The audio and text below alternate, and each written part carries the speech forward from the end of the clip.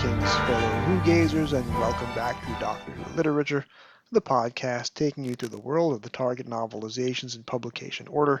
My name is Jason, and I'm your host on this journey, this very long journey. A couple of program notes. Number one, next week there will be a significant change to the distribution of this show.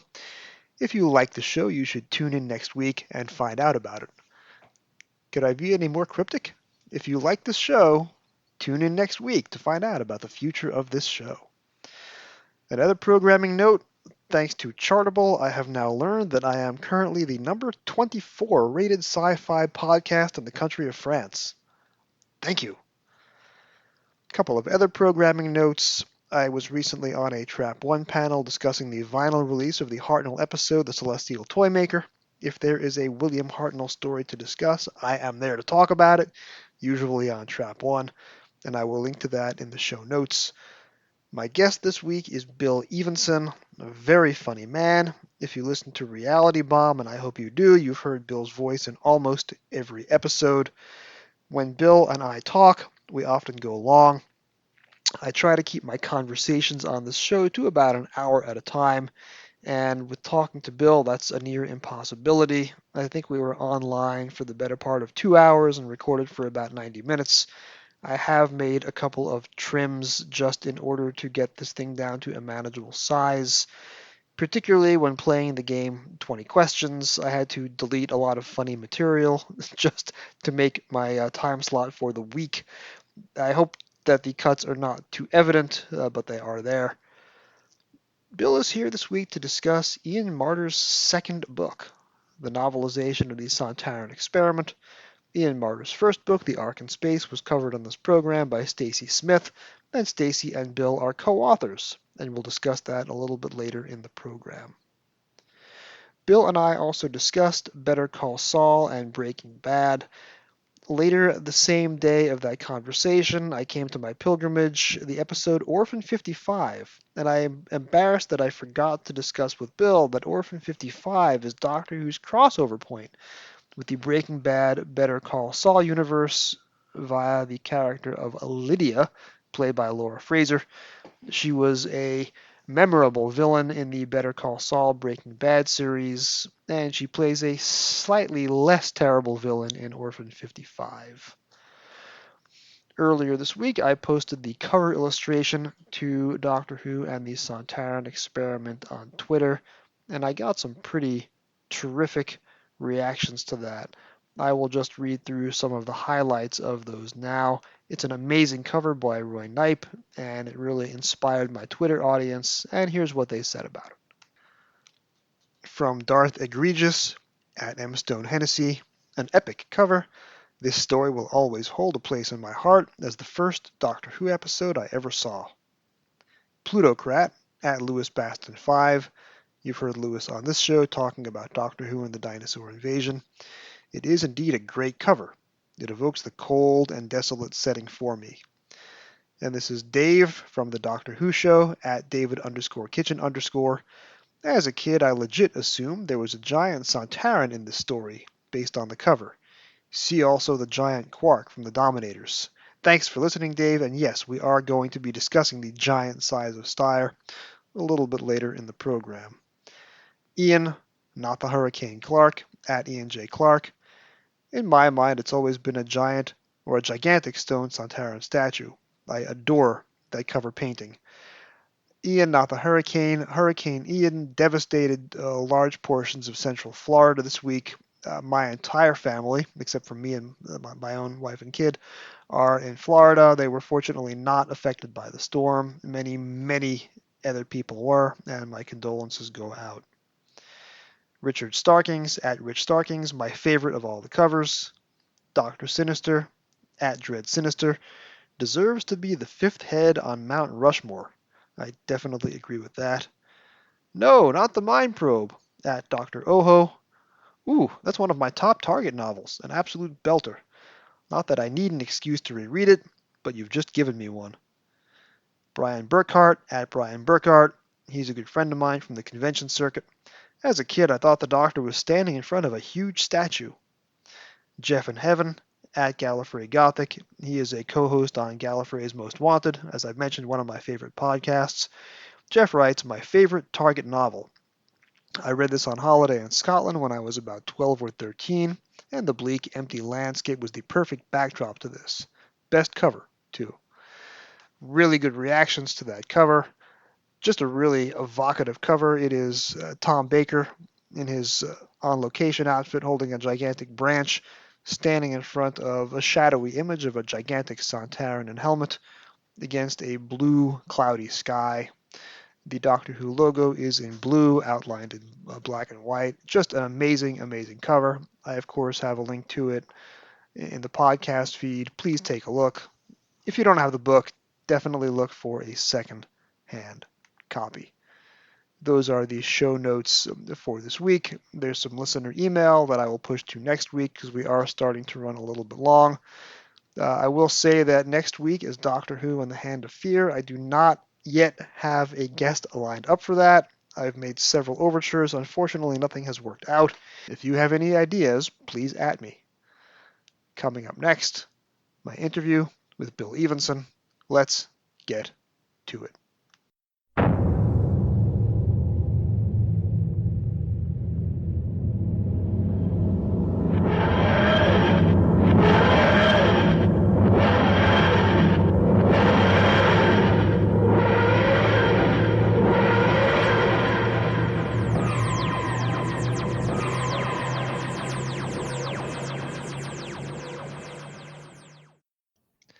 So I am joined for the second time by one of the funniest people I know, and we are here today to talk about the least funny book that Target ever put out. Bill, how on earth did you wind up talking about this book rather than one of the funny ones like Rebus Operation or the Romans or the Gunfighters? How do you wind up with such a grim, dystopian, nightmarish book? Yep. No, I mean, it's a very good question. I think the answer really is that behind the scenes, I'm a very dark, depressed, unstable fella. And I reach out and I want these off. No, it's, uh, it's an interesting, I did the Web of Fear, right? Yeah, I did Web of Fear on your show, and it was Which about is 1,200 pages. Is that right? it was 1,200 pages, but that was volume one. Volume two was 900 pages. Okay. Okay.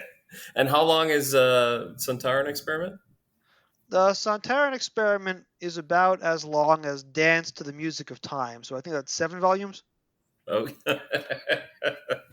Yes, exactly. That was what I thought. That was the thing that attracted me to it. Was it's a 2 episode story, and that's a pretty rare thing in classic Doctor Who. And yeah, Ian Marter not only stretched it out, but he was on the show, so he was in this episode. So fascinated to find out how he's going to take 2 episodes and turn it into, yeah, as you say, the works of I don't know, the works of Proust. Yes, or J.B. Priestley, or Stephen R. Donaldson, or anybody else who did a multi-book cycle. There you go. That was the thing that drew me to it. We have a tradition on Doctor Who literature where we talk about anything but the book for a good 10 or 20 minutes. So I want to circle back and talk about you. So we spoke last time about the Frankenstein Minute podcast. And just to do a check, what movie and minute are you up to this week? Let's see. It takes so long to get through it. When will this air? When will this drop, as the kids Two say? days from now. In other words, the first Sunday in October. Okay, then I know the answer. We're on minute 68 of Son of Frankenstein, starring Boris Karloff and Bela Lugosi. It's the only, Ah, yeah, it's the only film in the Frankenstein series that has that. It's got both of them. when Karina Longworth did her series on Bella and Boris last year, she spent a Mm-hmm. little bit of time on that movie, but I've forgotten everything she said. Mm-hmm. It's the well. I was about to say it's the best one, but I don't think it is actually. They made some really great movies together. If you're new to classic horror or to Universal horror, whatever you want to call it, Universal Studios horror, um, it's interesting to watch the films. Just there's a guy, Greg Mank wrote a book just that covers the 6 or 7 films that they did together. Um, they're all really well, they're not all, but there's some really good classic films in there, I guess is what I'm saying. And Son of Frankenstein is probably Bela Lugosi's best performance. That is controversial to some because he was of course Dracula in the movie Dracula, but I consider his role in this film as Igor to be better than that's right. I'm standing up, I'm making a stand. Let the tomatoes be thrown. It's really good. Lugosi steals the film. Well, October starts tomorrow, so I will try and get through as many of the Universal horrors as I can. But Nice. related to that, you confused me a moment ago because you were holding up a T-shirt that says House of Dracula at the exact moment you were saying Son of Frankenstein. Yep, that sounds about right. That sounds like something I would do. Um, yeah, Son of Frankenstein is the third film in the series, and House of Dracula is the seventh film in the series. So yeah, House of Dracula is a sequel to Son of Frankenstein. But I don't think I was going to say it doesn't have anybody from that film, but it does have Lionel Atwill. Oh, who am I looking at? What's going on? Why is someone attacking you? That is Smudge. Smudge is one of my two podcasts, and Smudge is the more aggressive podcat. Okay. I was doing a recording with Louis Baston last year. He wrote the Black Archive for Doctor Who and the Sunmakers. And we had this very deep and involved discussion about the politics of Doctor Who. And as we're really deep into the weeds, Smudge, with unerring accuracy, manages to press the power button on the laptop, and the screen went dark. And it was about 5 minutes before I could get back in. So there's 5 minutes of recording, which is just silence because Smudge had turned my computer off, but the program was still running in the background. And did you leave it? Do listeners listen to 5 minutes of silence? Is that part of the appeal, or do you cut that out? I have occasionally left in amusing audio flubs just to Hmm. embarrass myself, but that one I was very careful to trim and work around so that you would never know it happened.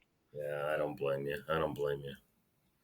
You see, the audience doesn't see because you and I can see each other, so I can see that you are in a blue recording studio with classic comic covers framed against your wall. But confusingly, you're wearing a blue shirt, so I can't tell where you end and the wall begins. Can you see that one? You can't really. It's Doctor Who. I see Doctor Who, and it says Uh, Lost in Time and Space. Now, is that one of the Titans or is that one of the 1980s Marvels?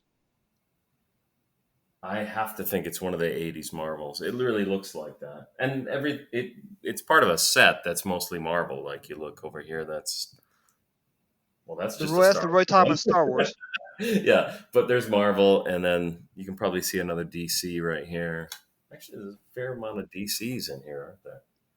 Yeah, you have the Joker on one wall facing all the Marvels. I'll tell you that what's interesting about the 1980s Marvel run is they ran about 2 full years worth of monthly Doctor Who comics, and the upper left-hand corner is the TARDIS. That was the Marvel symbol, but in each successive issue, the TARDIS was just slowly dematerializing. So if you stack all 23 issues and flip to the upper left-hand corner, you'll see the TARDIS take off and land. But cool. This one doesn't have any of that, so it might not be that. It might just be a thing they made up. Uh, Also, the logo here and over here, if you can see that, is the Pertwee / McGann logo. So place that. Good luck. Was that on the comics? Now, Marvel used the Tom Baker logo for the first like 18 or 19 issues, and then because they were using the DWM comic and then they were putting in all sorts of ancillary material. So when Peter Davison took over with the Tides of Time, they switched to the neon tube logo. Now, the very first issue I got of the Marvel Doctor Who comic was the Stockbridge Horror, and the letters page was full of people angry that they had switched the logo from the neon to the neon tube. It's a very interesting snapshot of American fandom circa 1986. This was the hill they chose to die on. Their Doctor Who comic did not need to have the neon tube logo.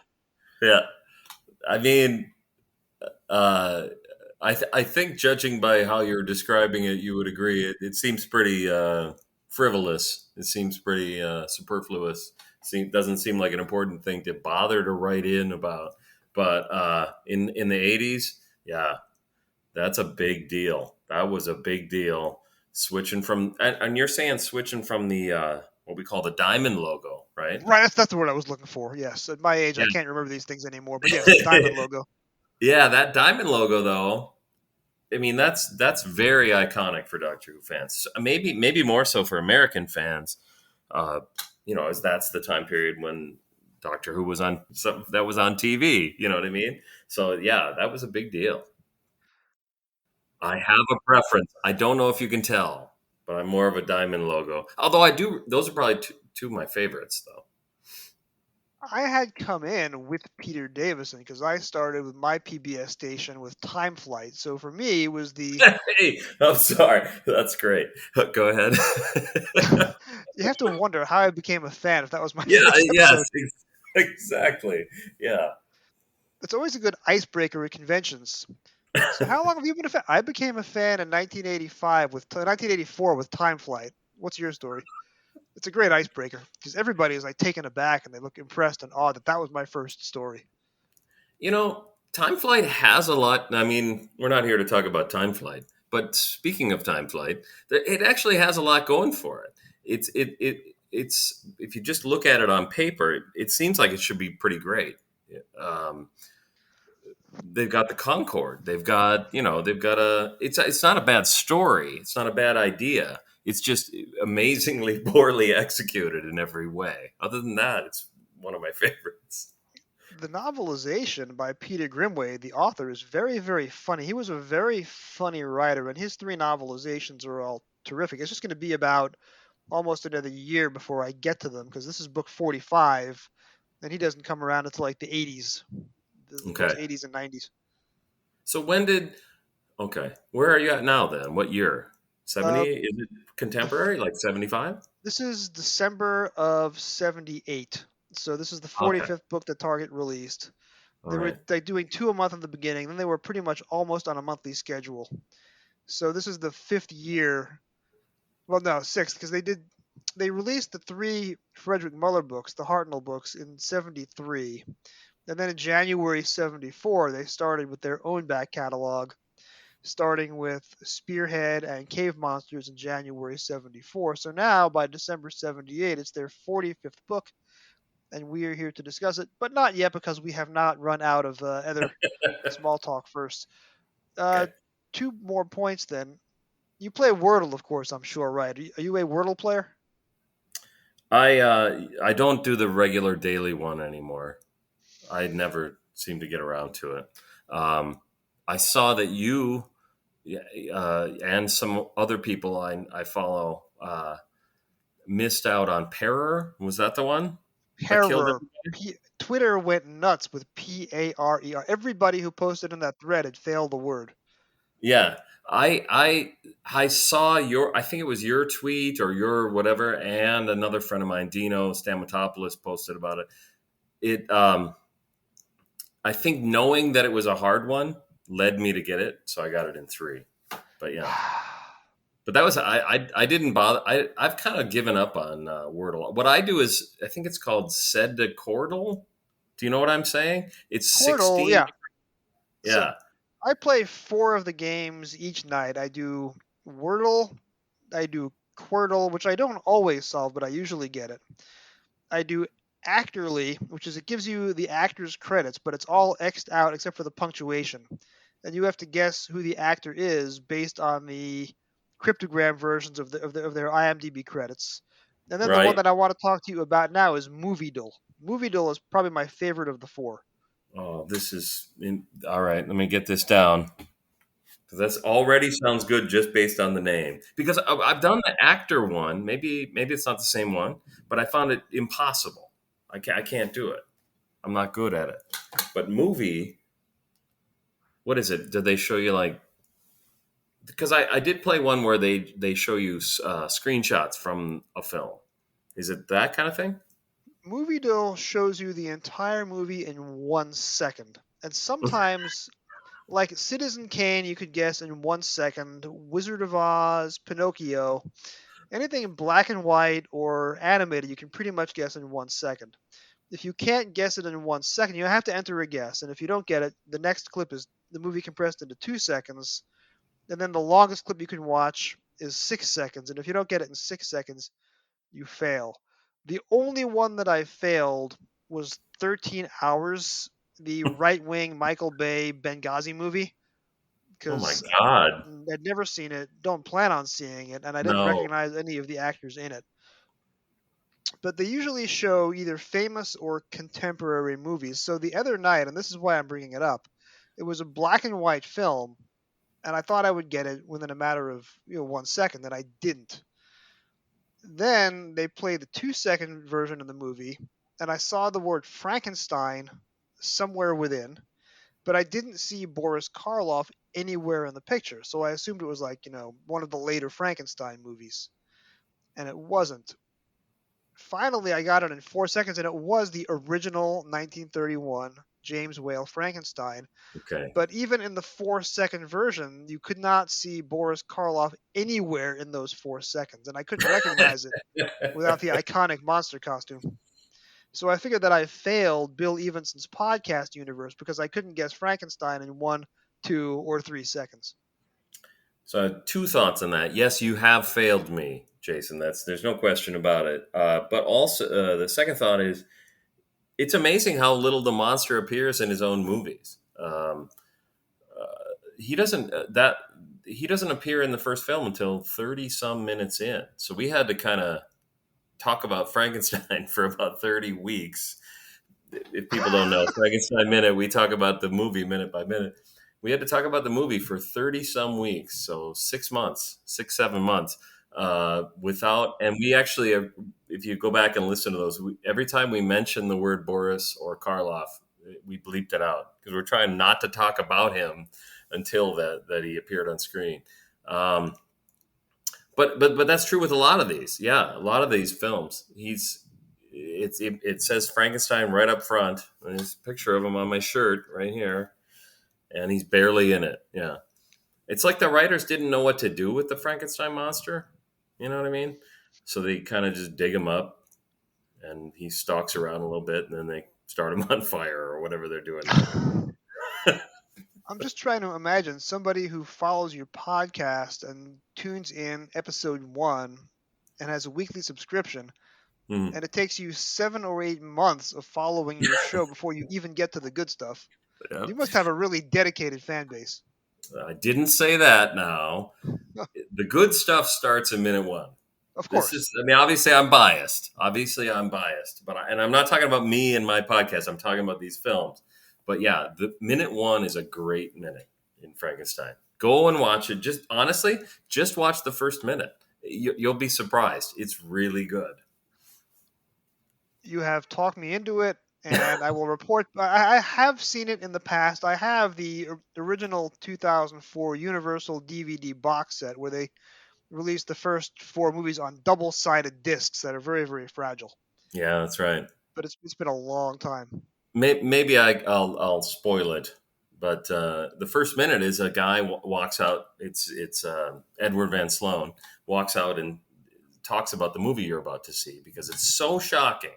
In 1931, the notion of Frankenstein was so shocking that a guy actually walks out from behind a curtain and says, "Hey, are you guys going to be okay?" Basically, about how monstrous this story is. One of my favorite minutes. I am tempted now to segue into the haunting of Villa Diodati and talk about the Frankenstein origin story as told in the Doctor Who universe and how it relates to the Cybermen. But we have other things to discuss, so I want to talk about you instead. Okay. This is the second Ian Marter book that we've covered on Doctor Who literature. The first was covered by Stacey Smith and that was The Ark in Space. And it occurred to me that you and Stacey Smith, not only do you have Ian Marter in common on my show, but you two have authored a book together.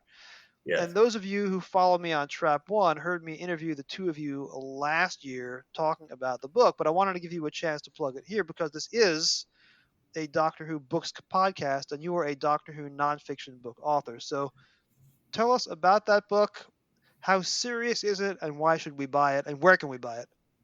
Okay, so the first thing is it's the most serious Doctor Who book you're ever gonna find. It's vitally important that you purchase this book and put it on your shelf of Doctor Who books because it's probably the only Doctor Who book you need. Okay, maybe not, but it's yeah. What it is it's a lot of things. This book. One of the things it is a way to fake your way through a Doctor Who convention. Essentially, if you walk into a lobby and you have no idea what to say to people, read this book first, and then you'll know everything that you need to know about Doctor Who. But it's what's the word? Humor. It's probably filed under humor. It's a bit of a cheeky take on the history of Doctor Who, and yeah, uh, I don't know. You've read it. What do you think? The funny, it's first of all, you haven't given us the title of the book, so give us the title first. Uh, Look at the size of that thing. Which I can only hear in Fraser Hines' voice. Well, I'm so glad to hear that because I can only hear it in the voice of the guy, uh, coming down the trench on the Death Star. To me, that's a Star Wars quote, but I get that it's a Doctor Who quote and it's a good one, so we used it. Yeah.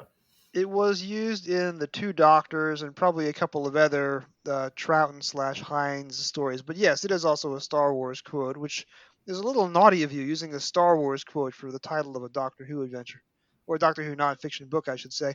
So my favorite part of the book is you guys did an episode guide, which is a pastiche on one of Stacey Smith's other book series, where he and Graham Burke go through Doctor Who story by story and debate it. Yeah. And they give first opinion, second opinion, and then you guys give greater opinion and lesser opinion. I think is how you phrased it. But instead of doing the Doctor Who stories to watch before you die, you guys did a chapter on the 50 Doctor Who stories to die before you watch. So you included the worst Doctor Who stories ever and City of Death. Because I think your point of City of Death is so good that if you watch it, you'll never want to watch anything else again, and all of it, the rest of Doctor Who pales in comparison. Yes, that is absolutely the position of Stacey Smith and Bill Evenson in our book. No doubt about it. Having said that, I did recommend that story to a friend, I don't know, 20 years ago. In fact, yeah, no, that's right. We sat down to watch it together, City of Death, and the first few minutes are so sort of appallingly of their era. The special effects with, oh, shoot. Is it actually Julian Glover at that point? It probably is. In his headgear, are so hilarious that I couldn't. I eventually just shut it off. We made it about my friend and I made it about 3 minutes in, and I said, "You're not taking this seriously," and turned it off. Yeah, City of Death. I got pissed because someone wasn't taking it seriously. I'm that guy. It doesn't lead with its strength. It really should start off on top of the Eiffel Tower with the Doctor and Romana. Yeah, It should not exactly. begin with a man in a rubber mask in a studio set. Yep. But Star Trek The Next Generation duplicated that set for their final episode, All Good Things, and they almost do a virtual remount of that scene where the Doctor holds up the primeval soup and goes, "That's you, Duggan." So Wow. someone on the Star Trek production office, at least on the TNG side, is very fond of City of Death. I went back and did a TNG rewatch, and I really enjoyed it, but I just kind of lost. You know what I mean? I just dropped it at some point. I didn't make it all the way through, so I don't think I've seen the one you're talking about. What we've been, I do want to mention this because I don't. This is important to me. We are doing a rewatch of Breaking Bad. We did all of Breaking Bad and Better Call Saul, and we didn't make it. Today was the day I wanted to be able to say what I thought about the Better Call Saul finale, because I know this is a big. It's something we talked about last time. This is a favorite of yours, and yeah, I haven't seen it. Don't talk about it. I don't want to know. I don't know what want to know if Kim Wexler is alive. I don't want to know. I have to watch it, so don't bring it up. I am doing a slow rewatch of Better Call Saul now that the series is over because it's as much as I love the show, I've only ever seen every episode once. It is not the kind of show that you can rewatch Mhm. over and over again because it is not exactly comfort viewing. So I'm just watching 2 episodes a week, Saturday and Sunday. So last weekend I just finished season 1, which is only 10 episodes long. The first 7 episodes are not that good because they had not yet figured out the tone of the show. They had not yet figured out how to use Kim Wexler. And the humor is a little broad and scatological, which is not really my wheelhouse, although others may differ.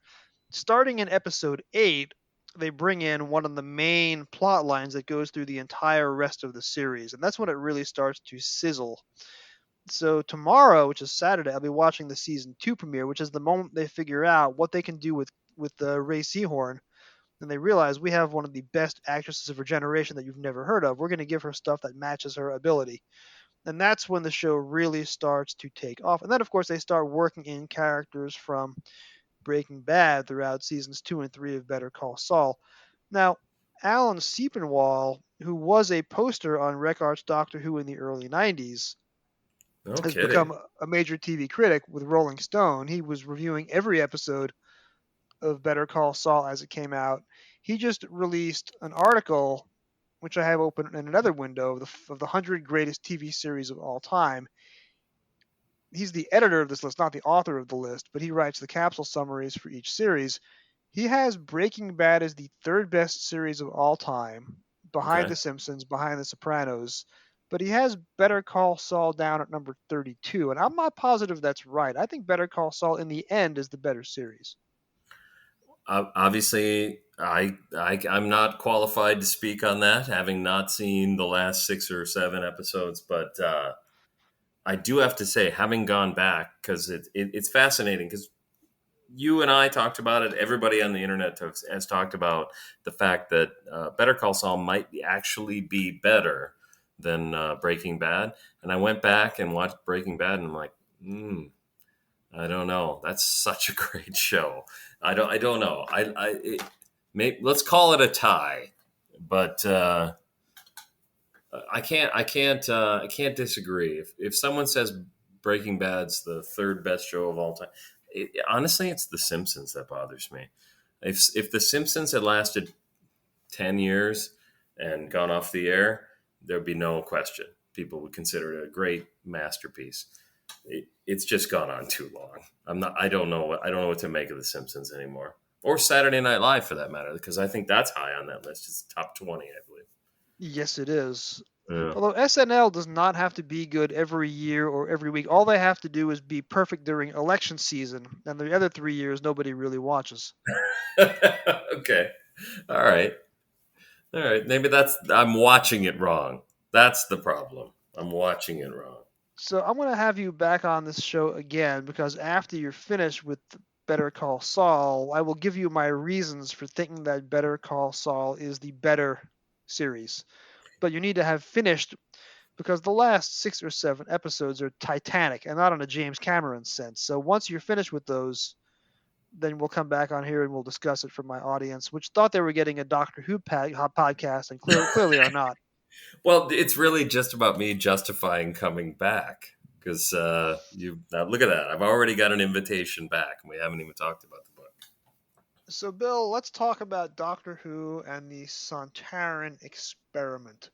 So, we talked about this earlier that this is a very unfunny book, and yet you're drawn to it what can you tell us about this book, and why, for you, does it work? Why is it an excellent example of a novelization?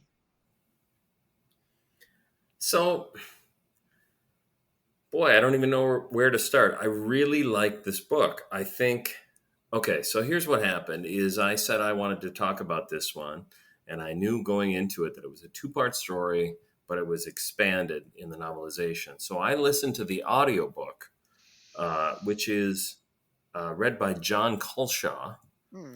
Um, People will know who that is, but if they don't, he's the guy from shoot, what was the name of the show he was on? Was that Dead Um, Ringers? Dead Ringers. Thank you. So he can do Tom Baker, which is a big deal, but he can generally do voices, and I loved the audiobook version um, because I think that's really the key to that kind of that job. His job is to read that book, and when you listen, if you're familiar with audiobooks, um, whoever's reading it, be it uh, Tom Baker himself or whoever, you have to read all these characters, and I think he does an amazing job with it. The point I'm trying to make is, I listened to this book, and I had when I was done, I had no feeling that I had listened to like some grand epic, like it was too long, like it had been expanded beyond its original TV version, which I'm guessing as a target podcast, you have to, that's a big part of why what we talk about is how is it different than a TV version, right? And I didn't, when I was finished, I didn't feel at all like it was bloated or fatty. I thought, I thought the book was exactly what was needed for a novelization of that story, with maybe a couple exceptions. So you bring up an interesting point. I think the classic series only did 6 two-parters. Edge of Destruction, this one. Davison did one two-parter a year, and then the Ultimate Fooey, which is the last Tom Baker story. I choose my words with precision. Well, you said Tom Baker, though. Colin, oh, I'll say that again. The Ultimate Fooey, starring Colin Baker. Yes. The last Colin Baker. I don't know why I made that mistake. You wouldn't realize that I've been a fan for nearly 40 years, saying stuff Yeah, like no, that. it seems like you're a fraud. Well, my first story is Time Flight. Yeah, That's a well, joke. I'm not actually a Doctor Who fan. I've just spent 40 years of my life criticizing Time Flight, and I'm still not done. hey, I did a whole book about it. Look at the size of that thing. Look at the size of that thing. So each of the 6 books takes a different approach to telling a 45-minute story in 120 pages. Edge of Destruction rewrites the story completely and adds scenes and sets that were nowhere to be found on television. The Awakening does not add a single word or scene that wasn't on TV. It is literally a transcript of the TV script, but because he has 60 or 80 extra pages, Eric Pringle just does scene setting and exposition to an incredible degree. So the story is not changed at all. He just tells it much more flowery and in a much more interesting way. Ian Marter, so I'll let you answer this since you're the guest of the week. What does Ian Marter do to take a rather bare bones TV story and fill it up to 120 pages? The main thing. All right, just to get it out of the way, maybe the main thing that he adds to it is Ian uh, climbing out of that cave. So people will know Ian Marter played.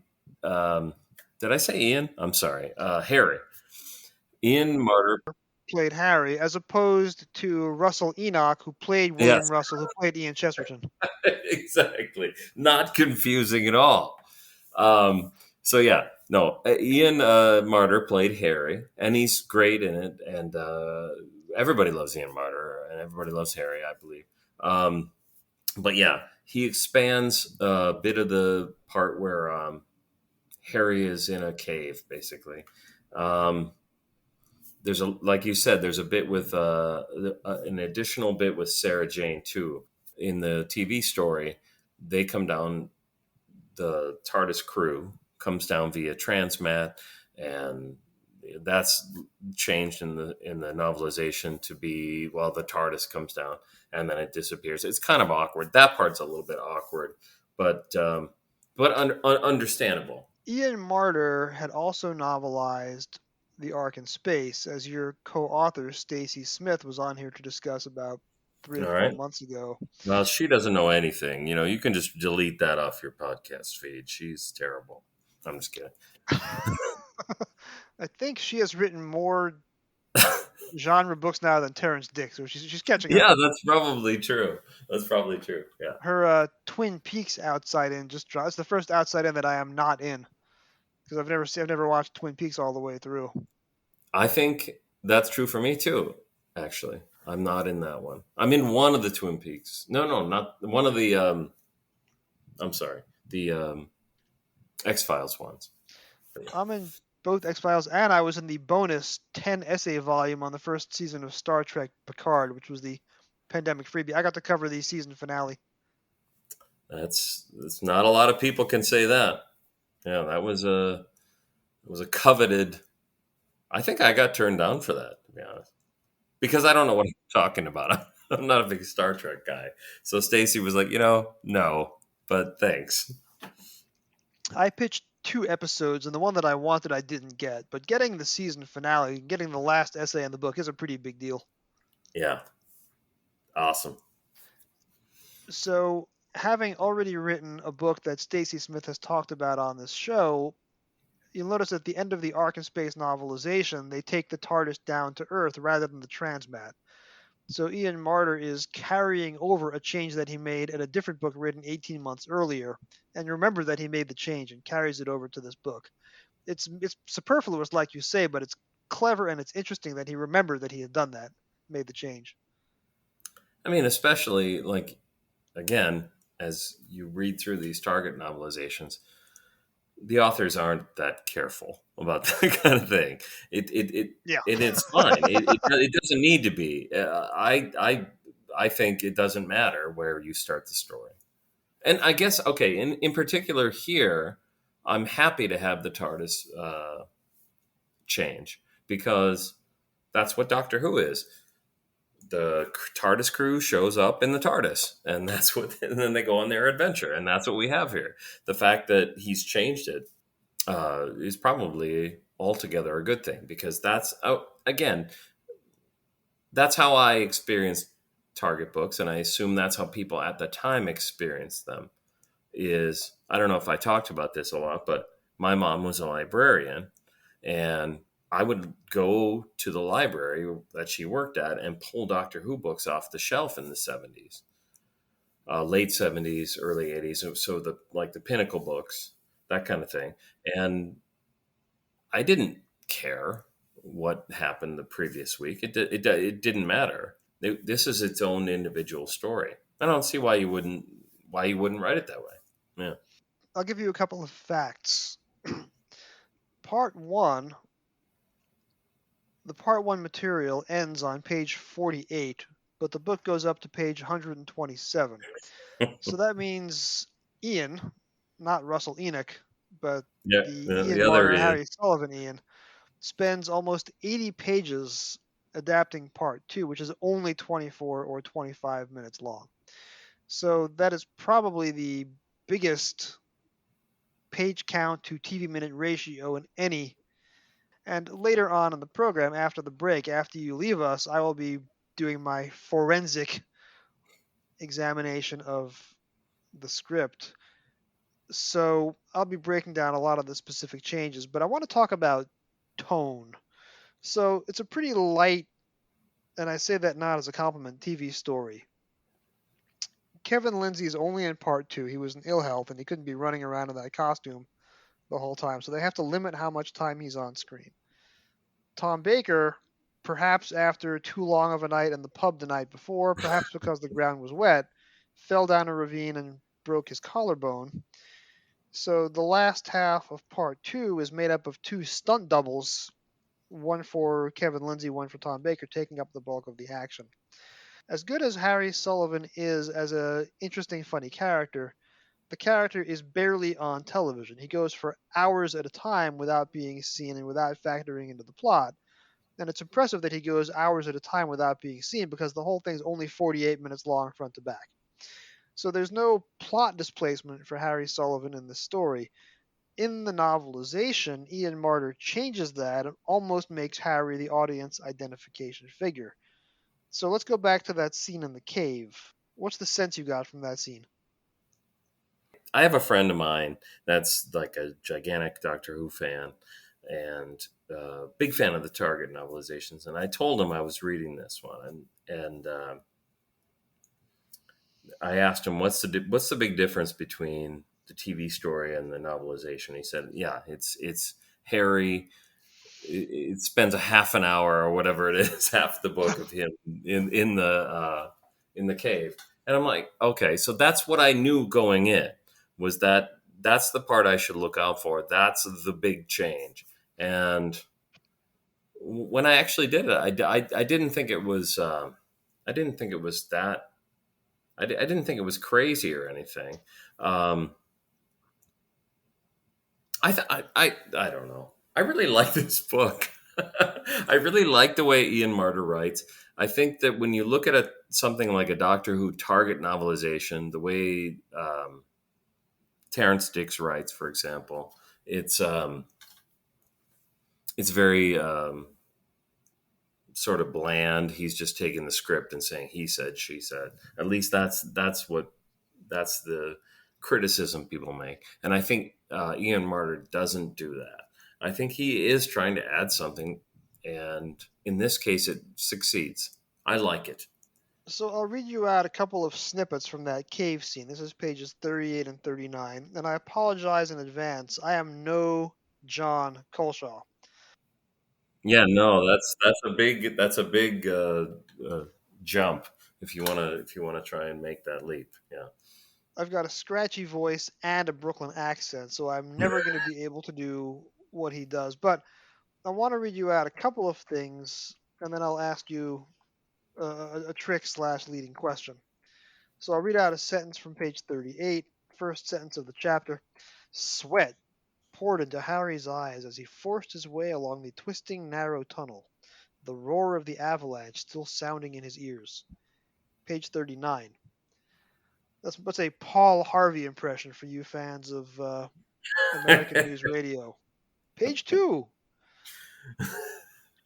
But within seconds he realized that he was as far away from escape as ever. The shaft was steadily narrowing around him as he climbed. As it tapered more and more, he found himself completely stuck, just within reach of safety. So, trick question. How does Ian Marter act in this scene on television? How does he portray the same feeling of claustrophobia and panic? I went back and rewatched it yesterday. So yeah, it is a trick question. I would say it doesn't happen at all, right? Or does he? All you get is he sort of climbs behind some branches. Is that right? So you see the back of him. Yeah, he's absent. He's Yeah, absent for the next 8 minutes, and then he turns up in a totally different location without a drop of yeah, sweat on him. It's like in yeah. Jaw, and it's like in Jaws 4. In Jaws 4, Jaws the It's Revenge. like in so how many podcasts have had that? It's like in Jaws 4. Mike, I'm sorry, is Jaws 4 the revenge? Jaws 4, this time it's personal. I'll tell you what happens. Michael Caine is in his seaplane, and he lands his seaplane on the water.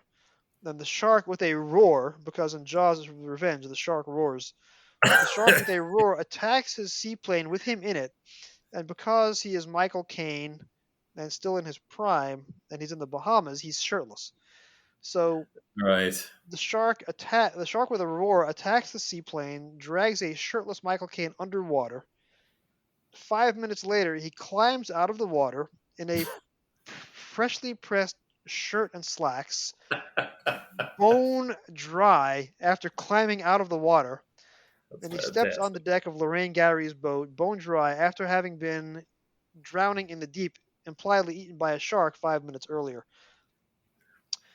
In the book, Ian Marter is climbing through a volcanic fissure, stuck, buffeted by smelly hot air, scraped by the fused silica of the cave walls. And when he comes out of that on television, it looks as if he's just, come back from the dry cleaners. Because this scene in the book is not on television. Ian Marter adds it, he creates it, number one, to give Harry something to do, and number two, to give atmosphere to a TV story that has a couple of witty lines, but it's not really all that atmospheric for the reasons I said earlier. I think that's key, what you just said. Absolutely. That's how I feel about this book. It's easy to talk about the differences and talk about kind of how absurd it is that Harry got an increased role or a lot of pages, whatever. But yeah, I think this story needs that. I think it's not a bad story. I like the story, and the TV version is pretty slight. Uh, you know, it's a weird story for a few reasons. It's that season 12 to me is always a um, little awkward because Barry Letts and Terrence Dix.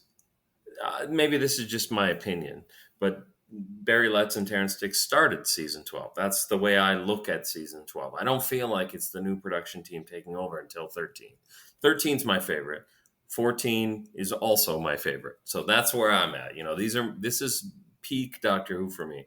But season 12 is a little bit off. And um, it's such a weird story. Like I said, it's all on location. Is it the only Doctor Who story still that was shot all on location? I believe. Um, Until you get to the McCoy era, I think half of any McCoy three-parter is entirely on location. So Survival, okay. entirely on location. Delta Okay. and the Bannermen, entirely on location. Silly Okay. Nemesis, entirely on location. Silly But nemesis. Yeah. you bring up a good point about this being a Barry Letts story more than it is a Hinchcliffe Holmes story. Yeah. Barry Letts was filming his stuff pretty much in the middle of winter because his show aired January to June. Some of those episodes are being produced in December, January, February. He decided to break the cycle in season 9, his middle season, by filming an episode for season 10 as part of season 9 and then holding it over. So Carnival of Monsters, filmed as part of season 9, aired in season 10. Time Warrior, filmed as part of season 10, aired as the series 11 premiere because it's an outdoor story. Hmm. Robot is filmed at the exact same time as Planet of the Spiders. That's why, and I'm drawing a blank on his name because I'm old, Nicholas Courtney. I'm not Mm. going to edit that out. I'm going to leave that in as an example of how old and feeble my mind is getting. Nicholas Courtney, the longest running guest star in Doctor Who history, whose name I totally forgot for a good 10 seconds Well, there. yeah, listeners will appreciate this as the years go on because you continue to forget important facts about Doctor You are listening to my mental decline in slow motion. So Who. if Yeah. you're listening to this podcast and you're binging it an episode a day 10 years from now, it'll be like flipping the Marvel comics and seeing the TARDIS dematerialize. You will hear my What brain go away. Oh, it sounds so sad from on this side of the.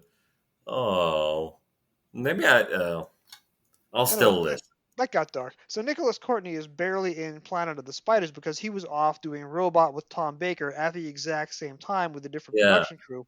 yeah, Barry Letts is directing Planet of the Spiders, and then Robot is being directed on location because, et cetera, et cetera. So series 12 as aired starts with Robot and ends with Revenge of the Cybermen. Series 12 as produced starts with Sontaran Experiment and ends with Terror of the Zygons. And if you were yes, reading TV Guide in the mid 1990s, when that aired on Maryland Public Television when I was an undergrad, the TV Guide description said, "Tonight on MPT, Doctor Who lets Zygons be bygones." That's literally a TV Guide summary of that story, circa 1994. That's Hinchcliffe, this is yeah, Hinchcliffe's first story. It's his first story to produce. And he's afraid that his actor is killed on location because Tom Baker had that terrible fall and was knocked absolutely. unconscious. So when I had Philip on, I didn't discuss this with him because who wants to bring up awful memories? The point is, Philip does 16 serials in 3 years. This is the first. Talons of Wang Chiang is the last. Of those Okay. 16 serials, 8 of them are in the top 22 on the last DWM survey in 2014. Yeah. That'll do Great. well for you. If half of your stories are in the top 22 Doctor Who of all time, that means of the top 22, 36% of that is Philip Hinchcliffe and Robert Holmes. This story is probably, and I did Android Invasion last week, so it seems like I'm piling on. Android Invasion is probably the weakest. Sontaran Experiment is probably the second weakest out of those 16, and it's his first time out. It's a script that he inherited that he had no creative input into. It's a story that he probably would not have pitched in a production meeting. It was, I think, commissioned by Barry Letts. So on television, this is a story that is it's not essential Doctor Who viewing. It's great that it's short. It's great that it has the Sontarans. It's great that it has a great TARDIS team in Tom and Ian and Liz, but it's not one of the all-time great stories. But the book addresses all of those problems head on. It makes it claustrophobic. It adds visual effects. It adds monsters. There's more robots. It adds more Sontarans. And when you're listening to the book or reading it, in my case, if you look at the language and the scenes that are added, Ian Marter is making Lovecraftian horror while the production team was doing a 45-minute trifle on location. So Ian Yeah. Marter is saying, all right, this is my script, not a very good script. What can I do to make this a book that's going to scare the kids witless? I know. I'll just Lovecraft out of this. And that's what he's doing. When Ian Marter sat down to write this one, he's got a good foundation because big part of that. Well, what's the Sontaran experiment, right? What's the experiment? It's I'm not sure what the experiment is, but but at least where with regards to Sarah Jane, we can see what happens. That's you described it. It's about horror. It's about terror. It's about um, fear. Fear is really the point of what Steyer is trying to do, and yeah, watching it on TV, it's 2 episodes before we move on to the good stuff, and absolutely, why not take that concept and use it in the novelization to make it well? That's it. It improves it. I think it's an improvement. The joy in watching the episode is watching them climb around Dartmoor and all these rock structures that Arthur Conan Doyle had used in Hound of the Baskervilles. It takes place in the exact same location. So the Really. joy of watching it on TV is looking at the location. It's a gorgeous location. It's very bleak and it looks otherworldly. Hmm. Ian Marter adds on to that by doing body horror. The 10-page sequence where Sarah is being tested with fear is much scarier than on television, where all they had was a limp plastic snake that was being jiggled along on wires. The book, I was almost uncomfortable reading what amounts to torture porn. Can I say porn on this podcast? Well, it's my podcast. I can say it. It's torture porn. And I felt kind of uncomfortable with what Ian Marter is doing to a character played by a close friend of his. But it works because the images are so visceral that they stay in your head decades later. And since we're kind of overlapping the stuff that I'm going to talk about after the jump, what I want to do is test you, an experiment on you, with an Oh, good exercise God. in visceral fear that we call 20 questions. Oh no. I won this, didn't I? Didn't I win this or something? You did, however, a new record has been set since the last time Oh, you were on. Conrad got the story in 6 questions, and I want to see if somebody can break that record. what did I do? 7 then? I must have done 7. Okay. I don't remember. That was like 6 months ago. See, if I had an intern, I would pause the tape. Got I to would get an have my intern intern. go to the archives, I would have my intern play the episode, listen to your 20 questions, and see how many you got it in. But I'm going to see if you can break Conrad's record and get it in less than 6. I have selected one Doctor Who story at random from the randomizer.net. And it's any story, all the way from An Unearthly Child to The Legend of the Sea Devils. Yeah, because the next one hasn't aired yet. We know that it's going to be airing sometime in October, but here we are on September 30th, and we still don't know when it's going to air. It could theoretically No. be airing in 2 weeks, and they haven't told us yet. Yeah. Yeah. It's called marketing, Jason. It's beyond you. Marketing is to build buzz. Marketing is not to hide what you're doing and pretend it's not there. that's, This that's is the HBO Max Batgirl movie style of marketing. Let's spend $90 million and then never air the thing. that's where we're at. Okay. I just have a guess. I'm gonna guess Legend of the Sea Devils, or is it? It, Do my guests count against me? this is like Wordle. It's your opening question. You're going to see if you can get it in one. And Okay. you did not get it in one. It is not Legend of the Sea Devil, but you have 19 more questions to guess. All right. I'm 19. Okay. Is it in black and white? It is not in black and white. So now you're on question 3. Is it during the JNT era? It is not during the JNT era. See, I know it now already. Question 4. Um, does the Doctor have one companion? No, the Doctor does not have only one companion. Question 5, the quarter waypoint. I have questions. Well, you've ruled out all of the 60s, and you've ruled Hmm, out all of the 80s. You've hmm. managed to narrow it down. It is a story that either aired in the 70s or somewhere between Aught 5 and the present. So you've cut out 20 years of Doctor Who. You've got about 40 years left and 15 questions to narrow it down to a single story in a 40-year haystack. Good luck to you, sir. All right.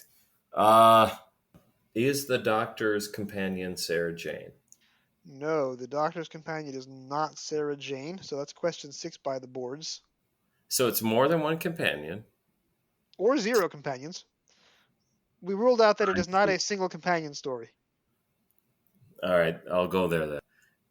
Is the story The Deadly Assassin? The story is not the Deadly Assassin. We're now on Gosh. question 8. So far, my fiendish experiment has you trapped and flailing. I am like the Styre of podcasts. Oh, I see. I'm forgetting the modern series. I don't think of that as Doctor Who. Is the story from the Russell T Davies era? No, the story is not a Russell T Davies era story. Hmm. And that'll make this game very hard in a couple of years when there are 2 separate RTD eras. Well, But you've now closed out. It's not 2005 through 2009. So you've ruled out another chunk of the show. does the story feature Matt Smith? The story does not feature Matt Smith. So now you can cross 2011 through 2013 right off your 2010 through 2013 right off your list. I think we're at question 11 now. You're halfway done. And Oh you've ruled out a lot of God! eras. You should be able to get it, even if it takes you all 20 questions. Is it a Weeping Angel story? It is not a Weeping Angel story. Does the story feature River Song? No, the story does not feature River Song. I'm terrible at this. It's not black and white. It's not River Song. What else is Doctor Who? That's it. That's everything. Well, you have not ruled out the Barry Letts era, the Hinchcliffe era, the Graham Williams era, the Stephen Moffat, and the Oh, Chris okay. Chibnall eras. Oh, is Canine I'm sorry. This is outside the normal questioning. I have to understand the rules. Is Canine a companion? Yes, he is. Okay. So when I ask you how many companions, Canine counts. Yes, City of Death is a one companion story, but Creature from the Pit is a two companion story. Okay. All right. Uh, does the story feature a returning monster? No, the story does not feature a returning monster. I wanted you to say yes. So it's a one. All right. God, Doctor Who's too big. I can't figure this out. Um, does the story feature? I can't think of her name. Clara. No, it does not feature Clara. And that rules out a few more years, too, so that's good. That wipes Yeah. out a whole bunch of stories. She was the companion that never went away. Tell me about it. Is the Doctor Jodie Whittaker? Yes, the Doctor is Jodie Whittaker. Oh, I wish I would have said that as my first question. How many have got left? About 4 or 5 questions left. That means it's not the haunting of Villa Diodati, although you also said there were no returning monsters. So it can't be that because that has the Cybermen returning. Right. All right. Uh, hold on a second. It does feature Jodie Whittaker, correct? Hmm. Just want to make sure. Maybe I can still get it. Let me just hold on one second. Whew. Does the story take place on Earth? Yes, it does. That makes it worse. Is the story in Jodie Whittaker's first season? Yes, it is. And you're lucky because if you had to go through second and third seasons, you might have run out of questions. But yes, it is in Jodie's first season. Does the story take place in the past? See, I see what you're doing. You're going down her episode guide starting at the top. Yes, it does take place in the past. And since we're almost Oh out of questions, man. we'll call this question 20. You have one more shot, but I think after 19 somewhat eclectic questions, I think you finally arrived at the only possible answer. The story on Earth set in the past Really? in Jodie Whittaker's first season. Is the story Rosa? Yes, the story is. No one has ever come close to failing on this show than you have just now. Oh Lord. I am now going to reload the randomizer to pick a story for my next guest. Ooh, that's a very good one. Rosa, of course, is excellent, but the next story is nothing at all like Rosa, but it's a very good story in its own right. So whoever plays 20 questions next will be in for a treat as they try and solve the mystery of can I solve the riddle in fewer questions than Bill? I can I just say I loved Rosa. I loved it. I thought it was great, and I'm not sure that I could say that about anything that happened since then. I'll just tell you this because I'm doing my pilgrimage, right? And Yeah. this is month 24 of my pilgrimage. In 3 weeks, it'll be exactly 2 years since I started with an unearthly child and Cave of Skulls on the same night. I am kind of done. I am exhausted. I am kind of all Doctor Who'd out. So when I watch the Jodie Whittaker stories, I love her as an actress. I think she's giving an incredible performance, but I don't think the writing serves her very well. So when I watch the episodes, it's in a very critiquey kind of way. I like this, I didn't like that, this worked, that didn't work. My particular Twitter circle is full of unabashed Jodie Whittaker fans. So the folks who are following me on Twitter love this era a lot more than I do. It's really the first time, and I'm trying to run a very positive pilgrimage. It's really the first time that my followers have liked this era of the show more than I have. So in the past, I would say something nice about a bad story and people would disagree. Now I'm critiquing the story honestly or fairly from my point of view. People love this era, so I'm getting a lot of spirited defenses of stories that it never occurred to me that people might like. Like for me, Ghost Monument is a trifle, nothing to it. People love it. For me, It Takes You Away, that's the one with the gigantic frog, is a strange story. People love it. So I'm getting a very interesting look at the positive side of Doctor Who Twitter by saying negative, or not negative, but by saying nuanced things about the Jodie Whittaker era, because I am followed by a lot of Jodie fans, unabashed Jodie/Chibnall fans. Not what I was expecting. I mean, I think it's always a good idea to separate Jodie from Chibnall. A lot of people don't like Jodie, and I just don't see that. I think she's. I've never. thought that she was a bad doctor. I don't like the Chibnall era. Generally, I don't like it, but I do like Rosa. So I'm glad I got to have that one as my guess, my 20th guess. What do you think of Rosa? It sounds like you didn't care for it, or at least you had some criticisms of it.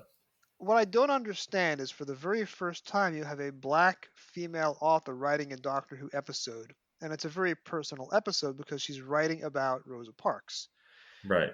And there is a scene in the episode where Ryan actually gets to meet Dr. Martin Luther King and shakes his hand, and the camera zooms in on the handshake like it's Tom Baker and Anthony Ainley shaking hands at the end of Logopolis Part 3. Only this is a good handshake. This is clearly a very personal story. Why then did Chris Chibnall need to give himself co author credit on the episode? Why does Chris Chibnall take a script written by a black woman and say, you know what this script by and about a black woman needs? A middle aged white guy with his name on the script. I don't understand that. I'm sorry. I shouldn't laugh because I completely understand what you're saying. Yeah, that's a really good point. And I Yeah. don't know what part of the scripts were Chibnall. I don't know what about that particular story. And it's not a very complex story. It's not, a story with multiple layers of treachery. It's not a story with a surprise twist. What about that story, a very personal story, required Chris Chibnall to be listed as co-writer? And Yeah. one day the answer will come out, but right now, sitting here in 2022, I don't know the answer, and it confuses me. And every time I watch the story and I see his name on the title screen, it irks me. Yeah. I mean, when did the Russell book with I can't think who co-wrote it with him, but the Russell T Davies book, you know what I'm talking about. What was that book called, The or who Writer's wrote it? Tale, that was like The Writer's Tale. 2009, 2010. So it came out while he was still making Doctor Who, or very soon thereafter. Yeah, because it was Well, pretty I think, contemporaneous to his last season. yeah, I guess I prefer the extended paperback edition to the original. So yeah, that came out right at the end there. Um, we're just not going to get that from Chibnall. I think it's going to be, well, I'm sorry, we will get that, but it might be 10, 20 years from now. We can't even get the air date for his final episode. You can't even build buzz about an episode that nobody knows when it's going to air.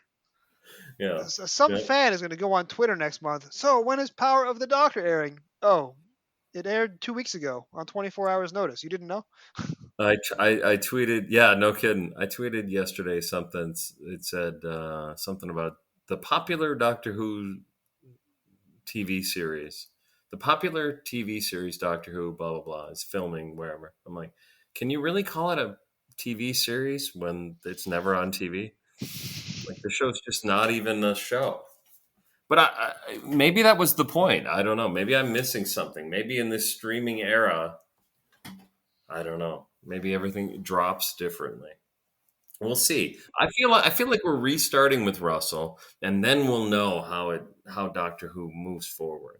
There was never any move forward under the Chibnall era. It's dragging, and it isn't that bad. I'm sorry. I just want to make sure that I come across as it's fine. It's Doctor Who is just fine. It's just not very good. See, my Twitter followers are very pro Jodie, and they're also very pro Chibnall. So a group, a mob of my Twitter followers with flaming torches are going to follow you to the edge of a cliff and throw you over, like at the end of Frankenstein. And Frankenstein, if you will. if my followers want to grab torches and throw you over the cliff, where can they find you on the internet to do so, Bill? Uh, I don't think I'm on the, what'd you call it? The internet? I The don't, it internet. doesn't ring a bell. Yeah, no, I don't think so. They can follow me on Twitter at Bill Evenson, which I'm not going to bother to spell. And of course, we also have Franken Minute, which is the Frankenstein Minute on Twitter and on Facebook. And we have a Facebook group called the Frankenstein Minute Village for people who want to bring their torches, bring them to the village. And I think we're on Instagram. I don't know. Oh, we're on Patreon. Do you have a Patreon for this? I do not have a pay. This is a non-monetized podcast. No Patreon, Mm, no buy me a coffee, no interns, no mm. producers, no engineers. Yeah, you're missing out, man, because we're making a bundle. These little tiles don't buy themselves. It's all from our listeners shelling out their cash for our exclusive content about nonsense. Or if Yeah. you will, Mary Shelleying out there, Cash. Nice, nice. Always love a Mary Shelley reference. Thank you. Bill, thank you for joining me on Doctor Who Literature. We'll see you next time. Have a great night. Hey, thanks for having me.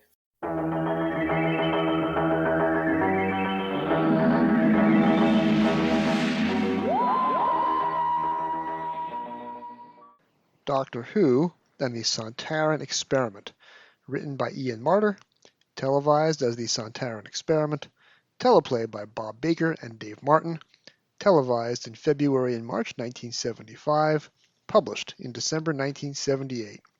Landing on Earth, now a barren, desolate planet, Sarah, Harry, and the Doctor are unaware of the large watching robot. The robot is the work of Styre, a Sontaran warrior, who uses all humans landing here for his experimental programs. What has happened to the other space explorers who have come here? Why is the Sontaran scout so interested in Earth and in brutally torturing humans, including Sarah Jane? Will the Doctor be able to prevent an invasion and certain disaster, and save both Earth and his companions? I struggled with this book as a kid. I must have been about 12 or 13 when I got it. I couldn't articulate why I struggled with it at that age. It seems obvious in retrospect. I was used to reading Terrance Dicks's effortless, crystal-clear prose, with rarely a word longer than 3 syllables, and never a run-on sentence. Ian Marter's prose is much more complex and challenging. The sentences can be hard to diagram, but they do paint a vivid, dark picture. First paragraph. A huge red sun hung in the sulphurous yellow sky, its angry light filtering through thin clouds of whitish mist, which swirled over the deserted, wasted landscape. Its dulled rays were reflected with a sinister glow in the scarred surfaces of 9 spheres, each about a meter in diameter, which formed a perfect circle, roughly 12 meters across. And Ian Marter's description of the Tom Baker Doctor is similar to Terrance's, but told much less economically. Here's a quote from page 8. A very tall man appeared, balanced for a moment on the threshold, then took a deep breath and jumped lightly to the ground. He was dressed in a voluminous rust-colored velvet jacket and oatmeal tweed trousers. Then he wore an enormously long multicolored scarf tied with a giant knot under his chin. A battered felt hat with a wide brim was crammed haphazardly on top of his mass of curly brown hair. He surveyed the scene with a single sweep of his huge, eager blue eyes. This is not bad prose. There'll be bad prose coming to the target line later on, though not often, and not from every author. Martyr is very evocative and atmospheric. The Sontaran Experiment on TV is a treat to look at, thanks to the Dartmoor location videotaping, which, when restored for Blu-ray, looks like it was shot yesterday. Martyr takes dramatic license to make the location look even weirder and more fantastic. For example, page 13. Harry was leading the way down into a deep gorge, its steep sides covered in strange kinds of moss, which resembled moldy bread, and in rubbery, fungus-like growths the color of burnt toffee. Enormous rocky outcrops reared above them, like fantastic heads carved out of ebony, and all around them were scattered massive glassy boulders. Here and there rattled patches of reed, and thickets of giant thorn bristled with vicious reddish daggers. This is the first Target book in a while that takes serious liberties with the TV script. Looking at the infotext commentary on the DVD and Blu-ray, it appears that Marta was novelizing an earlier version of the script. This was an all-location serial, and dialogue tends to change quite a bit out in the field versus in studio in these 1970s Doctor Who episodes. The dialogue and scene order in Chapter 1 is similar to what's on TV, but not nearly identical. It's the same basic story, but with lots of subtle changes, which there wouldn't be much joy in cataloging, except to say that Chapter 1 has the Doctor and Sarah and Harry arrive by TARDIS rather than transmat beam, to match the end of the Ark in Space novelization, which also had them depart from Space Station Nerva by TARDIS rather than transmat beam. I'm going to engage in a little bit of sacrilege here. The author passed away 35 years ago, and this was only his second book. But I think some of what I was reacting to at age 12 is that, in places, the book seems a little overwritten. Ross and I had a similar conversation about the prose style of Brian Hales back in episode 11, The Curse of Peladon. On the printed page, not every word needs a modifier. Adverbs and adjectives are best used in moderation. However, in the spoken word format, tons of descriptors may help set a mood. I'm going to read out the opening paragraph now of chapter 2. It seems overwritten to me, but let's see how it sounds. Sarah eventually found her way back to the ghostly circle of glinting spheres after a breathless and spine-chilling scramble through the alien landscape. All around her the mist gathered itself into massive haunting shapes, and the enormous red eye of the sun followed her with his inescapable malevolent gaze. At every turn she was pursued by the leathery flapping sounds, which seemed to stop whenever she paused to listen and peer about, but instantly continued as soon as she pressed, desperately, onward. But let's step back from the words for a minute. What's the story Martyr is trying to tell? Pages 22 to 25 encompass two short TV scenes, one with Sarah, one with Harry, holding just 10 words of spoken dialogue. Disposable scenes. When you go back and list your 10 favorite memories of the Sontaran Experiment, these scenes won't be on it. But Martyr uses the Sarah scene to express fear and terror, and the Harry scene to face an impossible choice. The point of the book scenes is to scare or terrify, or make nervous, the reader about what's happening. In this regard, Martyr does better work than the TV serial. And this is the gift of a two-parter. When you have the word count of a four-parter, you can expand scenes, character insights, emotions. Chapter 2 is, as Harry says earlier in the book, chock-a-block, with unsettling descriptions of sounds, flapping, rubbery slapping, and sights, a strange greenish light. So if you step back from the verbiage and look at the forest of the book, rather than the individual trees of the words, I think that's not a mixed metaphor. The book is designed to heighten your emotions. On that level, it succeeds admirably. Of course, there are some wonderful Tom Baker-inspired dialogue passages on TV, stuff you'd want to replay endlessly in your head if stuck on a desert island. The book is missing these. Let's listen to this example from part 1. Right. How long have they been in deep freeze on Nerva? Oh, 10,000 years? And you woke up before the others? Well, no, I'm a sort of traveling time expert. As you can see, Earth's been habitable for several thousand years, but I didn't wake up. Why? Clock stopped, overslept, so here I am. Clock expert? Well, horologist, actually, and chronometrist. I just love clocks. Atomic clocks, war quartz clocks, grandfather clocks. Still lying. Shut up, Eric. Cuckoo clocks. You got any proof? Well, no, but then I didn't expect to meet anybody. I understood Earth wasn't inhabited. Yes, that's what we thought, until we got a distress signal from around here. A mayday. Then you're a military expedition, I take it. One of our Galsec freighters went missing. We picked up a distress call and came down for a look-see. As soon as we stepped from the ship, it was vaporized. 9 of us were stuck here. 9? Where are the rest? Vanished. And we reckon that circle of yours has got something to do with it. Oh, rubbish. That's just the reception point for the transmat beam. Let's kill him now and get it over with. No. That's wild talk, Eric. Far from killing me, you should treat me as an honored guest. Why? Well, you don't want to be stuck here forever, do you? Go on. I might consider helping you. How do you reckon to help us? Simple. I finish refocusing the matter beam, then we all pop up to Nerva. You get in touch with your headquarters and they send a ship for you. Oh, well, sir, if you are one of the old people, we're not taking any orders from your lot.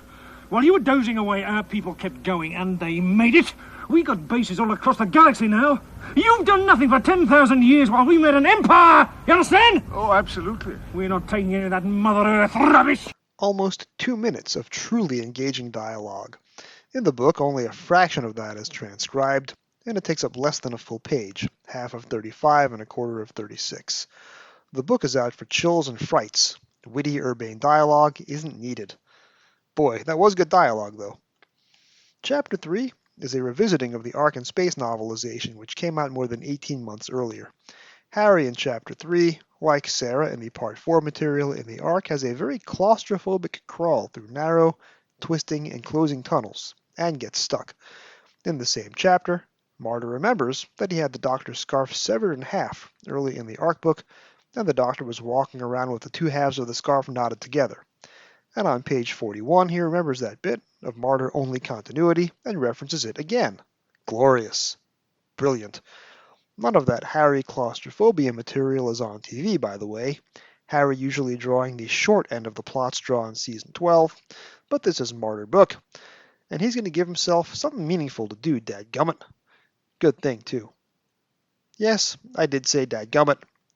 I say dadgummit now. Dadgummits are cool. Bottom of page 43. Harry felt his way along a tortuously narrow fissure, which led first upwards and then downwards, to the right and then to the left, and which sometimes twisted round and round in a spiral. The heat was rapidly becoming unbearable, and he could scarcely touch the sides of the shaft. The strange rhythmic pulses, surging through the rocky labyrinth, were beating in his head like a monstrous drum, and the suffocating fumes grew thicker at every step. As he stumbled through the choking fog, Harry felt the tunnel begin to open out. The drumming gradually reached a climax, then he suddenly found himself in a kind of chamber, which was dimly lit by a natural phosphorescence of the rock walls and roof. In the center of the chamber floor, huge, murky bubbles were forming in a pool of hot, viscous mud and bursting in clouds of dense glass, whose detonations echoed around the network of tunnels. In this chapter, Harry also catches his first glimpse of the Sontaran, in a very different way to how it happened on television. And he says out loud to himself, "It can't be. It isn't possible." But it looks like the golem. Yes, the golem. Not Gollum from Lord of the Rings, which was my first thought when I first read this, but the golem of Jewish mythology, made famous first by the seminal German silent films. An amazing movie from 1920. Check it out if you haven't seen it already. And then made famous more recently by Michael Chabon, first in the Pulitzer Prize-winning novel, The Amazing Adventures of Cavalier and Clay. There it is, even a clue in the title. And then in the first season of Star Trek Picard, on which Chabon was showrunner, and into which he reworked the Golem legend, as well as naming an episode or two after his own backlist. I didn't actually know that bit of Jewish mythology when I was 12. It never came up in 8 years of Hebrew school or bar mitzvah lessons, so thanks to Ian Martyr for helping round out what my teachers missed. Harry spends the next dozen or so pages after this thinking through the story of the golem and working into imagined dialogue for the book that has no parallel on TV. The Part 1 cliffhanger comes on page 48, about a third of the way into the book. Martyr actually deletes some TV material from Part 1, mostly scenes involving only the irksome Galsec crew, and then turns his eye toward making half the TV story, Part 2, take up 2/3 of the novel. He does this by focusing on the 5 senses, what the characters feel, smell, hear, see. Not tasting, but as dying of thirst is a feature of the story, that lack of sense is in play too. Let's spend the rest of this episode talking about how Martyr turns 24 minutes of Part 2 on television into 80 pages of book. He continues to use much leaner dialogue than on TV. That's appropriate. Doctor Who usually sailed on TV because of rapid-fire witty dialogue in both incarnations of the series, but Martyr has 120 pages of typed world-building rather than 48 minutes of video, so needs the word picture to pass the time. On page 50, the Doctor has a vivid dream sequence about rats in the TARDIS. It's gross. Quote, "The Doctor moaned and stirred slightly. Then he began to thrash about in spasms of panic. The TARDIS was surrounded by a host of colossal rats, their teeth squeaking against the frosted glass window panes, and their claws tearing at the creaking woodwork of the battered police box. The wretched machine was completely out of control, and nothing the Doctor could do would make it respond. It had drifted too close to the edge of a rotating black hole, and had been pitched and tossed like a cork in a typhoon, hurling the Doctor against the controls. His head raging with pain, he struggled to activate the stabilizers as the voracious rats gnawed hungrily at the windows, fighting to get at him." The book gets more unpleasant on page 59, chapter 4. The sequence where Styre, and that's spelled S-T-Y-R-E in the TV credits, but only S-T-Y-R in the book, so as with the Ark and Space book, Martyr is taking poetic license with how to spell the bad guys' names. Styre imprisons Sarah and tests her by projecting horrific images into her mind. This is rather brief on TV. In the book it goes on with nightmare scenario after nightmare scenario. Almost what might be called torture porn. The optics of Martyr writing this material, in which the character played by his female co-star is tormented, would probably result in a very different book today, but it's impossible to imagine that Martyr would have had any evil intent. He just wanted to write a scary book, and that he's done. Page 59. With a thunderous, tearing sound, the surrounding rock began to bulge and twist into nightmare shapes. Gigantic gnarled faces with bottomless pits for eyes, and grinning mouths bristling with razor-edged fangs burst out at her from the heaving walls of the alcove. Bubbles of loathsome, oozing liquid seeped from thousands of tiny fissures and formed into strands of molten rock, thin as cobwebs, which enveloped her like a cocoon. It seemed to Sarah that unmentionable horrors which had lain hidden at the back of her mind all her life were suddenly becoming reality all around her. On page 62, quote, he, that's Harry, saw Sarah crouching in the middle of the alcove, her hands tearing wildly at her hair, and her eyes fixed upon some invisible horror at which she was screaming soundlessly, her whole face contorted. On pages 63 and 64, Sarah experiences basically what the Doctor did at the Part 1 cliffhanger to Vengeance on Varos, only so much worse. Quote, her parched throat uttered a series of rasping croaks which rang in the emptiness around her. The gigantic disk of the sun swelled until it filled the entire sky. She felt her eyes shriveling in their sockets, and as she gasped for air, her lungs filled with molten lead which rapidly solidified, transforming her into a mummified metal figure lying rigid in the endless desert. This is all done up as a very brief montage on TV, not nearly as horrific or detailed. The tortures Martyr has Sarah go through would be impossible to realize on TV, which makes this the first Target book since Malcolm Holt's heyday that's, quote, too broad and deep for the small screen. Chapter 5 is a succession of invented scenes. More horrific torture for Sarah, a scene where Harry tries to ambush the Sontaran with a large rock and leaps on the Doctor instead, who of course dodges the blow, and there's some comedy with the Doctor's hat, and 2 pages of the Doctor giving dense technobabble explanations for what is a Sontaran. Lungs of spongy steel wool, evidently. Then it takes Harry 2 pages to report in that Sarah is actually a captive torture victim. The sequence on TV has no parallel. When the Doctor rescues Sarah from captivity on TV, he does so simply and effortlessly with the sonic screwdriver. But when he does so in the book, it's breaking through something called a Geon force field with his bare hands, which causes great pain and nearly disintegrates him, and which takes up a couple of sections. Martyr spares no one from his torture porn. Page 78. The Doctor ran blindly through the ravine, his lungs bursting, and his 2 hearts swelling as if to choke him. The strength in his legs began to dissolve, and he fell down a steep slope into a thick bed of brittle ferns, their stems shattering like machine gun fire, into a cloud of fine blackish dust, which hung in the air before settling in a thin layer over his crumpled body. This is a much more vivid means of knocking the Doctor unconscious, something that happened to Tom Baker in literally every story produced in between Robot and the Invisible Enemy, by the way, than on TV where Steyer stuns him with a blaster bolt. In the book, the Doctor dodges the bolt before collapsing unconscious on his own, in the paragraph above. The chapter ends with Harry attempting to violently attack Steyer with a piece of flint, after believing both the Doctor and Sarah to be dead, before the Doctor interrupts his attempt with physical force. There is a similar scene on TV, only not nearly so physical. Chapter 6 is called The Challenge, and this is a little worrisome, as we're only a little more than halfway into the book, and the Doctor's challenge to Steyer is basically the last 5 minutes of the TV serial, with more than 40 pages left to go in the book. How's that going to work? The conversation between the Doctor and Harry is reasonably intact from TV, but Martyr inverts 2 gag lines, never throw anything away, and it's a mistake to clutter one's pockets. The lines are funnier in the reverse order, as Martyr discovers. But the next scene is a callback to the Sarah torture porn, where Harry now falls prey to the same mind trick, and is ripped to pieces by an imaginary, feral, spider-like Sarah.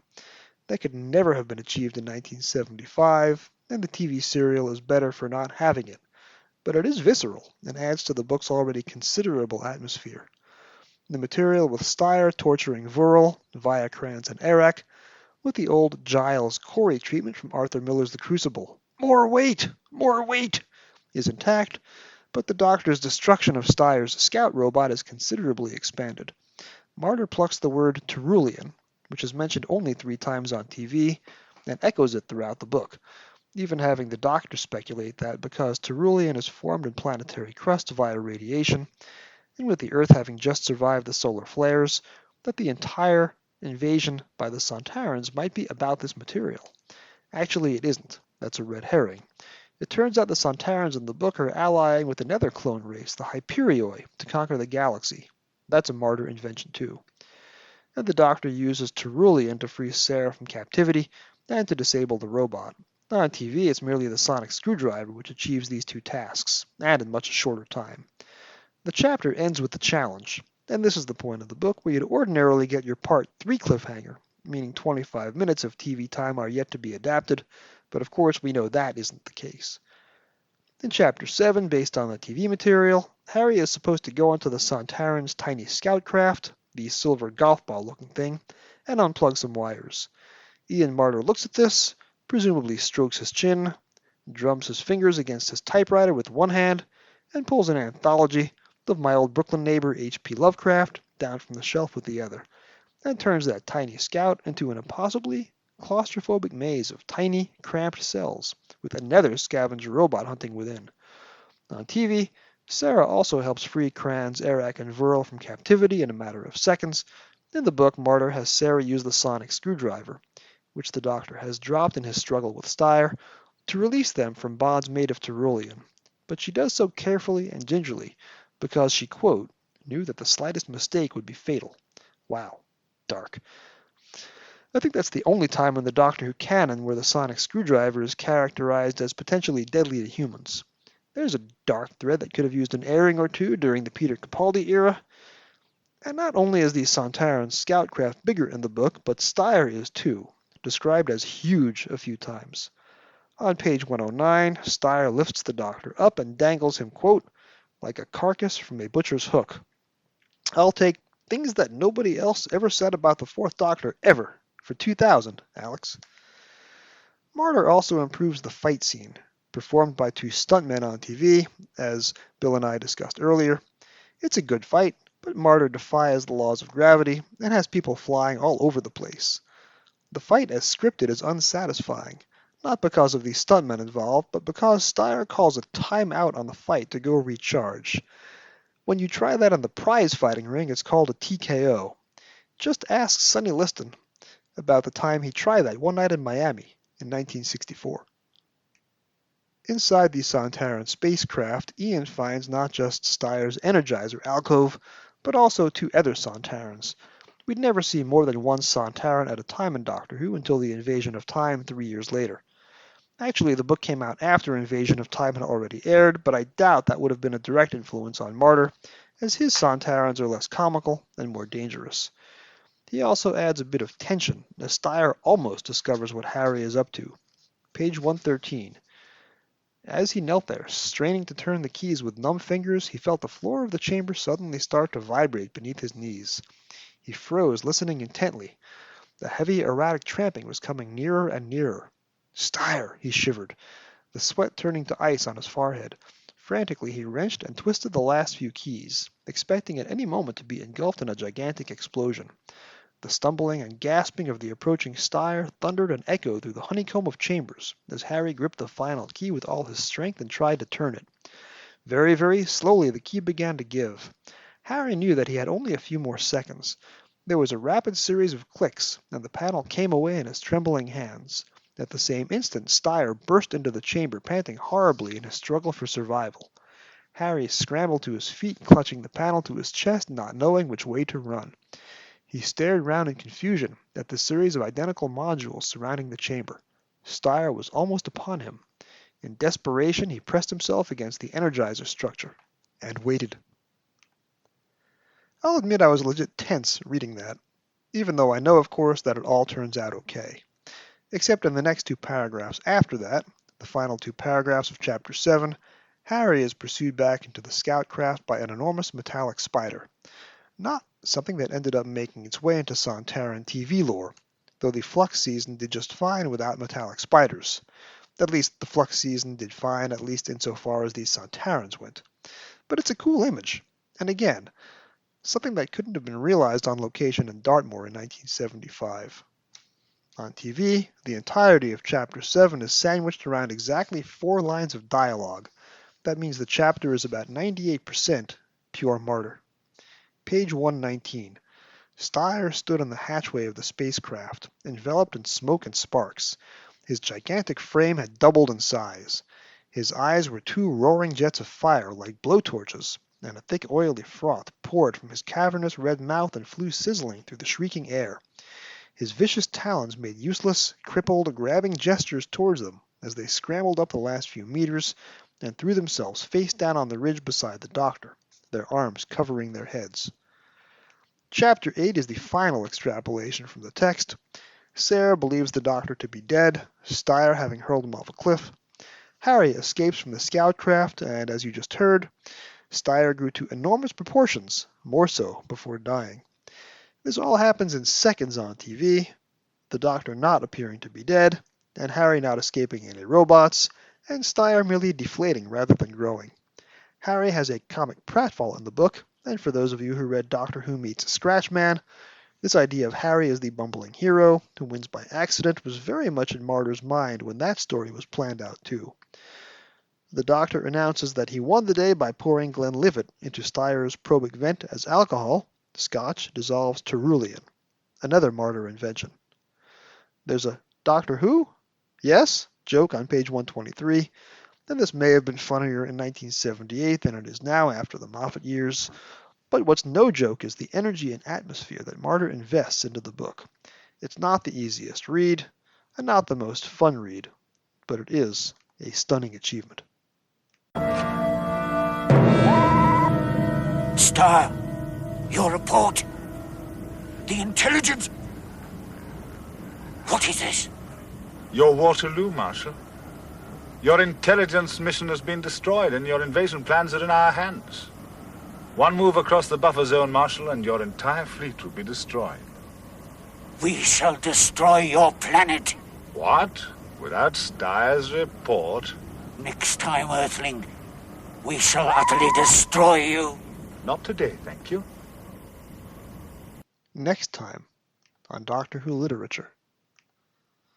The Sontaran Experiment was one of the last Hinchcliffe stories to be novelized. The next 2 Season 12 stories, Genesis of the Daleks and Revenge of the Cybermen, had already been written. So had every single story from Season 13. And the Season 14 premiere. The next unwritten TV serial after Sontaran Experiment is in fact Season 14's The Hand of Fear. And that's what's next. It's January 1979. It's Terrence Dicks back again. It is the final story to feature Sarah Jane Smith. And I hate that it's come to this. It's also the last book to feature Sarah Jane Smith. Well, at least until the 20th anniversary specials novelization, but that's a long way off. Join me and, well, I have no idea who, but I will hopefully have some guest next week, because this podcast must live, to discuss another great book with a tremendous cover, Doctor Who and the Hand of Fear. Thank you for joining me on another episode of the Doctor Who Literature Podcast. I'm Jason, your host and editor and producer. Special thanks to my special guest, the one and only Bill Evenson. This podcast can be found on most of your podcast apps of choice. You can find all past episodes at anchor.fm/DoctorWhoLit. It really helps if you rate 5 stars and subscribe. You can find me on Twitter at Doctor Who Novels, that's Dr. Who Novels, and under the hashtag Doctor Who Pilgrimage, that's Dr. Who Pilgrimage, and on email at Doctor Who Literature, that's drwholiterature@gmail.com. Please drop me a line with your comments, questions, and suggestions. Thank you for listening, and whatever you do, keep turning the pages.